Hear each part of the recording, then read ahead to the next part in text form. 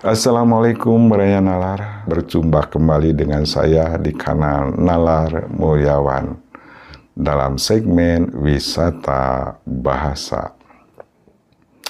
Baraya Nalar, pernahkah Baraya menyadari bahwa sebuah perubahan besar seringkali tidak dimulai dari kebijakan fisik, melainkan dari struktur kalimat yang dipilih oleh seorang pemimpin. Dalam kajian linguistik, teks pidato bukan sekedar susunan kata, melainkan sebuah instrumen kekuasaan dalam cermin empati. Beberapa waktu yang lalu, pada peringatan Hari Ulang Tahun Republik Indonesia ke-81 tingkat Provinsi Jawa Barat di Gedung Sate, kita disuguhi sebuah struktur retorika yang sangat menarik dari Gubernur Deddy Mulyadi. Hari ini kita akan membedah bagaimana pilihan kata atau diksi serta rangkaian kalimat yang berkesinambungan mampu mengubah sebuah kritik birokrasi menjadi sebuah energi positif yang menggerakkan. Mari kita telaah bersama.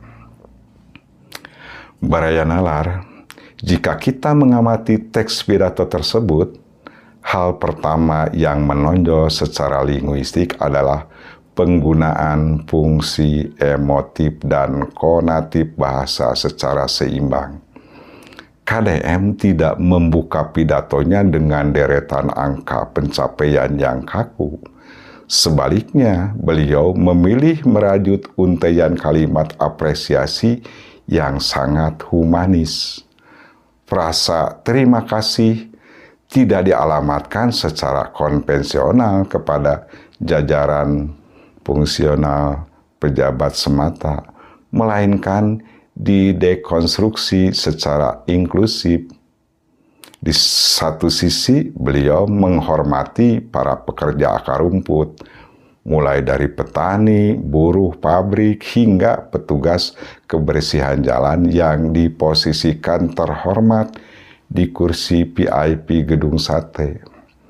Namun, di sisi lainnya, kalimat apresiasi tersebut juga mengalir deras kepada pahlawan non-fisik, yaitu para guru, pelajar, serta para atlet yang telah mengukir prestasi gemilang bagi Jawa Barat. Pilihan diksi ini mengirimkan pesan kuat bahwa anak muda patriotik Jabar adalah pilar penting pengisi kemerdekaan sejati. Lebih jauh lagi, rangkaian kalimat mengalir pada sebuah permohonan maaf yang tulus kepada seluruh warga Jawa Barat, termasuk para pekerja migran di luar negeri. Dalam analisis wacana, permohonan maaf dari seorang pemimpin tertinggi daerah adalah bentuk komunikasi yang langka. Pilihan struktur kalimat pasif yang dikombinasikan dengan pengakuan jujur bahwa pemerintah belum sepenuhnya mampu memerdekakan rakyat dari kesulitan ekonomi, justru melahirkan sebuah resonansi positif. Ini membuktikan bahwa bahasa yang jujur memiliki kekuatan untuk menyatukan empati publik. Baraya Nalar, sebuah pidato yang baik tidak hanya berisi pemanis, tetapi juga harus memiliki daya kejut yang membangun.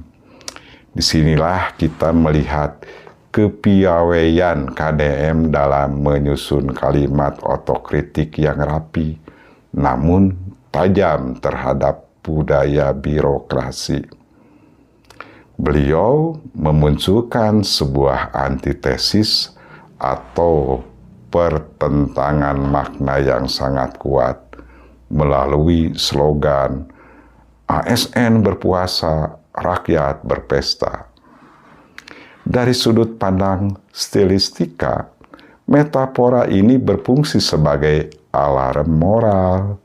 Kalimat-kalimat selanjutnya dirangkai dengan hubungan kausalistik yang padu.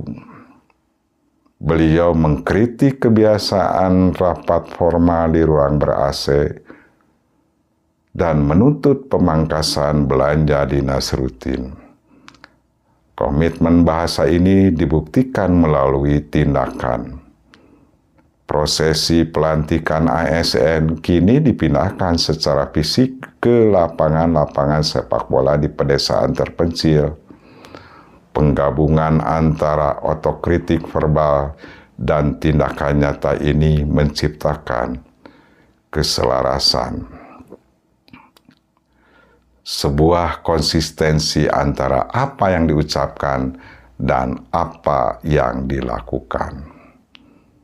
Hasilnya, kritik tersebut tidak dipandang sebagai serangan, melainkan dorongan reformasi birokrasi yang positif. Baraya nalar, komunikasi yang komunikatif tentu harus bermuara pada solusi, dan sebuah solusi hanya akan bertenaga jika dilandasi oleh kejujuran data. Disinilah letak kekuatan esensial dari pidato KDM. Komunikasi publik yang jernih dan jujur adalah komunikasi yang tidak mengandung data manipulatif, apalagi menyajikan data yang keliru yang berujung pada blunder politik.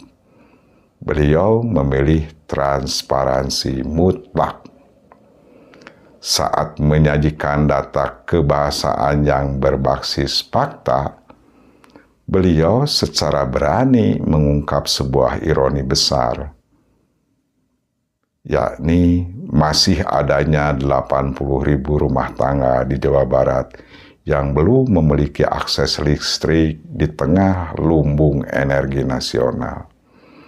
Keberanian menyajikan data real tanpa polesan kosmetik politik ini justru membangun kredibilitas. Kalimat kontras tersebut tidak melemahkan pemerintah, melainkan pijakan kohesi yang kokoh untuk menyambung narasi optimisme berikutnya, yaitu target penuntasan program energi desa secara total pada tahun 2027. Narasi solutif yang bersih dari manipulasi ini juga mengunci alokasi anggaran secara ketat untuk sektor kesehatan gratis bagi warga non-BPJS. Perluasan akses pendidikan kesetaraan bagi masyarakat, hingga perbaikan infrastruktur jalan.